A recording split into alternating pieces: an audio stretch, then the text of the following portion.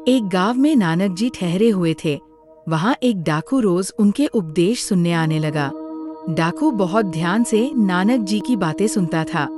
एक दिन वो अकेले में गुरु नानक के पास पहुंच गया और अपने बारे में बताया कि मैं एक डाकू हूँ, आपके उपदेश सुन रहा हूँ, मैं गलत काम छोड़ना चाहता हूँ, आप बताएं ये कैसे होगा।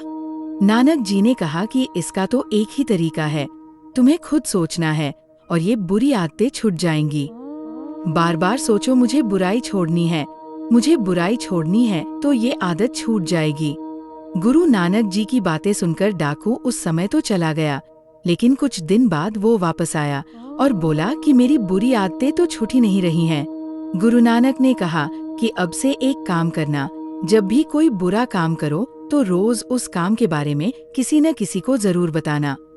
डाकू ने सोचा कि ये भी करके देख लेते हैं, ये तो वैसे भी बहुत आसान बात है। कुछ दिनों के बाद वो डाकू फिर से नानक जी के पास पहुंचा।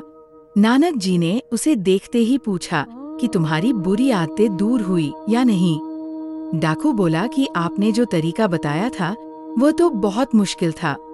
रोज रोज अपने गलत काम दूसरों को बताना बहुत मुश्किल है। रोज रोज ऐसा करके मेरे मन पर बोझ बढ़ने लगा।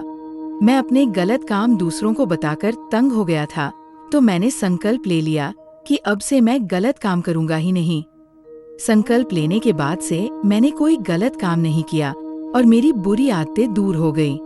इस किस्से की सीख, हमें बुरी आदतें छोड़ने के लिए मजबूत संकल्प करना होगा। अगर संकल्प मजबूत नहीं होगा तो आदतें और ज्यादा बिगड़ती रहेंगी। इस तरह के ज्ञानवर्धन कहानी सुनने के लिए लाइक और सब्सक्राइब करें।